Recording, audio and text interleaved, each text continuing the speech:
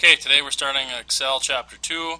It's all about formulas, functions, and formatting. Our objectives for today. After completing Chapter 2, you're going to know how to enter formulas using your keyboard and using the point mode. You're going to apply the minimum, maximum, and average functions. You're going to verify a formula using the range finder. You're going to apply a theme to a workbook. You're going to apply a date to format a cell or range. You're going to add additional formatting to cells.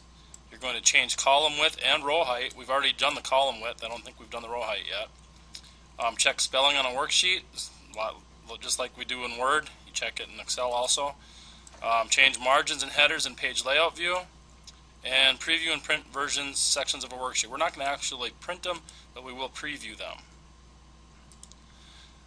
Okay, we talked about one of our objectives is apply the maximum, minimum, and average functions. What's a function? A function is just really another name for a formula. Okay, a function is a pre-written formula that's built into Excel. It's going to return the average number, the minimum number, or the maximum number, and there are many, many, many more functions. Do you guys remember what that area was called on the bottom of the Excel spreadsheet that returned all those things for us? This green area down here. This was called the auto calculate area. Okay, and that would return if I had a bunch of numbers in some cells and I select those cells, it would tell me the average is 2, the count is 3, the maximum is 3, and the sum is 6. Okay, if I wanted to put a function in here, we've been using the auto sum function, and that's just a formula, a pre-built formula for Excel. It added those numbers up to do the minimum, maximum, and average. They're all right near. These are all recently used functions. If we click on more functions, oops, I don't want to click on that cell. No, but I don't want to click on that either. It's kind of testy today. More functions. I think I have to delete that cell first. Now I can click on more functions. There we go. If you want to see all of the functions in Excel, if you click on all, you've got a whole wide range of them here, and there are lots and lots more functions, and I know what they do. But they're very, very handy, and we're going to use a few of them here in this chapter. Okay, in this chapter, we are going to be creating a spreadsheet for Hypermass Online Storage. Okay, Hypermass Online Storage establishes its online website to provide online storage for its customers. Like it's going to, provide like 10 gigabytes of storage for you at a certain cost. The owners pay employees to maintain servers to handle customer requests. Before the owners pay the employees, they summarize the hours worked, the pay rate, tax information, and they have a whole bunch of that stuff. And they want to keep this stuff organized, and they're hiring you to create a spreadsheet that will keep track of all that stuff. They want to keep track of the employees' names, like how many dependents they have, hours worked, their net pay, the hire date, all kinds of things like that. And so we're going to do that for them. So the first thing that we would do is gather the information that they want us to put in a spreadsheet for them, and we would actually get out a piece of scratch paper and kind of draw how we would want it to look. Okay? And once we have an idea of how we want it to look, then we would go to our spreadsheet and start creating it. Okay, so we're going to go, I already have an idea of what we're going to create here. So go ahead and click on cell A1, and we are going to type in Hypermass Online Storage.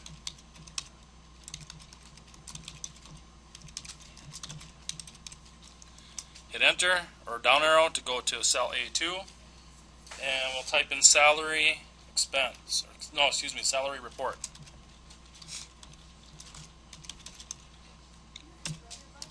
Okay, hit enter again. And now we're going to type our column titles. Column titles will be employee. Hit tab to go to the next cell, or the right arrow key. Dependents. Hours worked. Hourly pay rate.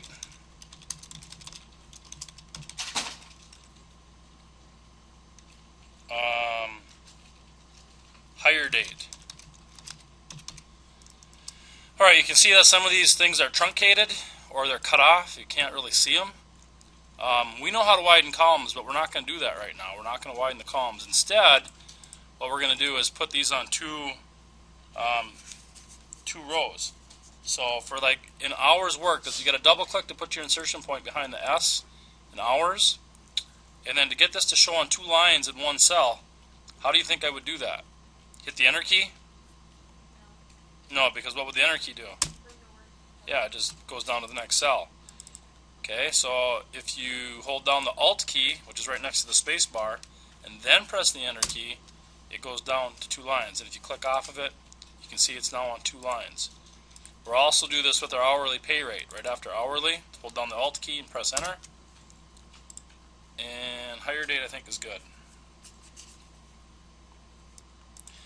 Just want to give a shout out to Devin Gesme, who says she does not do anything, which is very true. Alright, next we're going to enter a whole bunch of information here, all of our employee information. So I'm going to pause this while we're typing this in, and then it'll look like I just, bam, typed it all in really fast. Okay, I just typed in all the names. As you can see, our column's not quite wide enough for them all. If you double click up here, like we've talked about before, it'll best fit to the widest one, but Hypermass Online Storage is our widest one, and if I double click there, it'd be too wide. I'll show you what I mean. If I double click that, we have all this extra space. So I'm just going to click and drag between the column borders of A and C, and drag so it's just wide enough to show Juan Rodriguez here. And then I'm going to double click up here to show all my dependents, and we'll enter in the rest of the information. Okay, so far I've entered in the hours worked and the hourly pay rate. Notice that when we type in the date, I just put 4-5-10, but when I hit enter, it'll automatically format it to that type of year format. If I didn't like this type of year format, I could go up here and change the date format. If I go to long date or short date, and you can actually do a lot more dates too if you launch the dialog box launcher.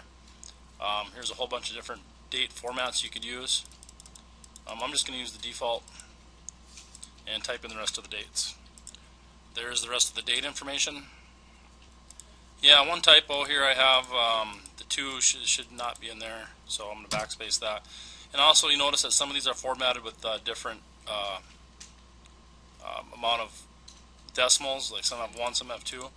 To increase or decrease your decimals, you have your decimal button up here. You can have no decimals, or you can have a bunch of decimals. Notice that if I'm in like 22.85, if I go down to 1 decimal place, it will round up, so this will turn into 22.9. So if I decrease the decimal by 1, it'll round it. So if your numbers look a little different, it's probably because we haven't formatted these yet. Hourly pay will be formatted as currency, and we'll do that here shortly. Okay, entering formulas. One of the reasons Excel is such a valuable tool is that you can assign a formula to a cell, to any cell, and Excel will calculate the result. For example, what would happen if you had to multiply 60.45 by 19.5 and then manually enter the gross pay? Okay, if you had to manually enter in everything, you would it would take forever. But before we do some formulas, we're going to add a few more columns and a little more information. Alright, so we were supposed to have a few more columns in here, so I'm going to show you something that's not in the book that's pretty cool. If you select hire date and drag all the way down here, a quick way to cut and paste something is just point to the border until your insertion point changes to a crosshairs, and then click and drag it, and this should actually be in column J, all the way over here. And notice I've got pound signs right here. What does that mean when I have pound signs? Column's not big enough, so I just go up here and double click my column. Does it matter what side of the column I click on? That one didn't work, so I have to be on the right side of the column, and then it works. Alright, so next to hourly pay rate, we should have gross pay. Hit tab, then we should have federal tax. Hit tab, then we should have state tax.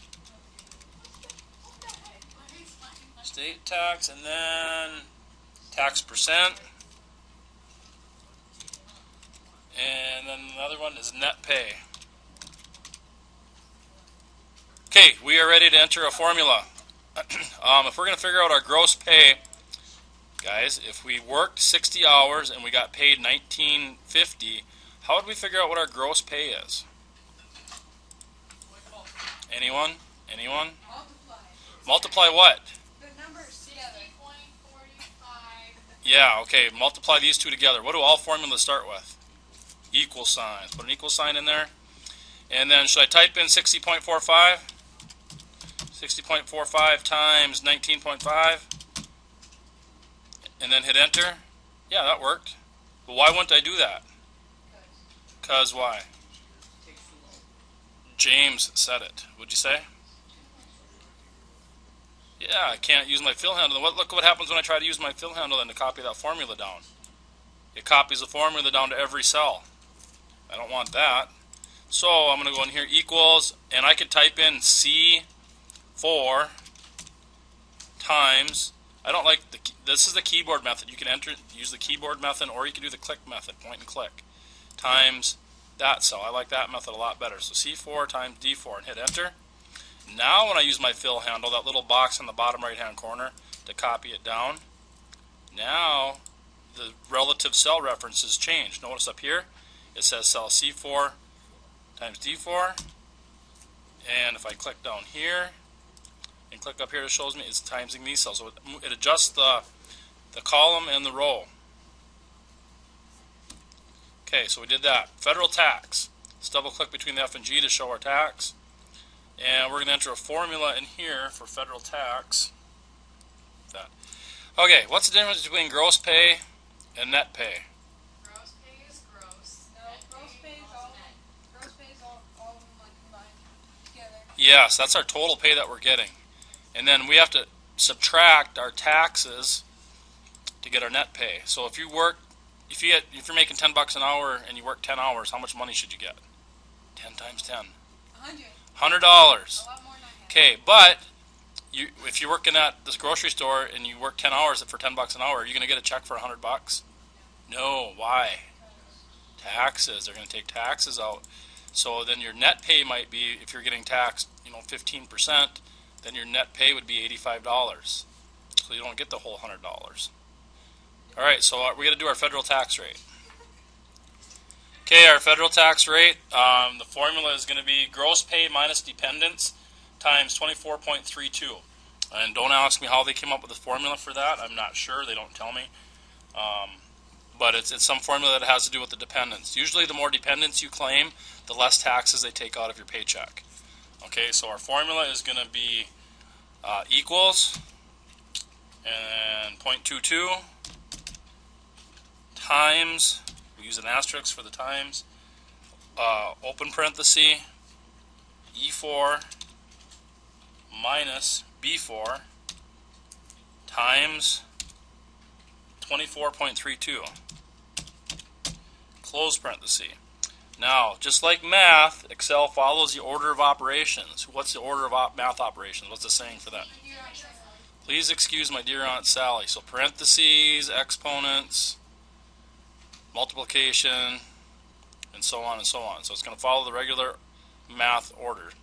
All right, so they give us this formula. We're putting it in. Again, we could have clicked on the cells, but we typed them in.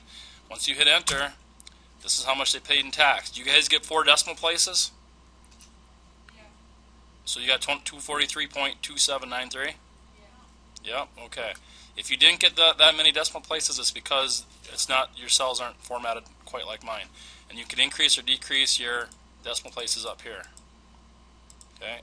Now use your fill handle and then copy that formula down. Okay. Our state tax is going to be 0.04 times gross pay, or equal sign 0.04 times our gross pay, which is in cell E4. I'll click it this time, hit enter, and then use our fill handle and copy it down. Okay, our tax percent is going to be our federal plus our state divided by our gross pay. So how would I do that? My federal plus the state divided by my gross pay. Any idea? What do we start with? Equal sign. Yep. Thanks, Devin. Okay. So to figure our tax percent, we got to add these two and divide by this one. What would I put in next? Yeah, what are the numbers? Got to add these two together. So what would I do to add these two together? Type in F or type in F4, click on it. I'll do that, yeah. And then plus, This one next to it. the one next to it, G4. And we got to divide by this one. What symbol do I use for divide? The slash thingy, yeah. It's the forward slash on the question mark key. Or on your number pad. Okay, and then click this cell. Now, knowing what we know from math, is this going to work? Is this going to add these two together first before it divides by gross pay? No, what's it going to do? It's going to take G4 divided by that and then add it to F4. So what do we need to do to this to add these two together first and then divide by 4? Parentheses around it. So put parentheses around that so it adds this together first. And then hit enter. Yes, I am. Okay, now after you do that, use your fill handle. Whoops, I didn't use my fill handle. Got to make sure you're on the fill handle and drag it down. And your percent should look like that. Okay, net pay is going to be your gross pay minus your taxes. Okay, so it's going to equal this.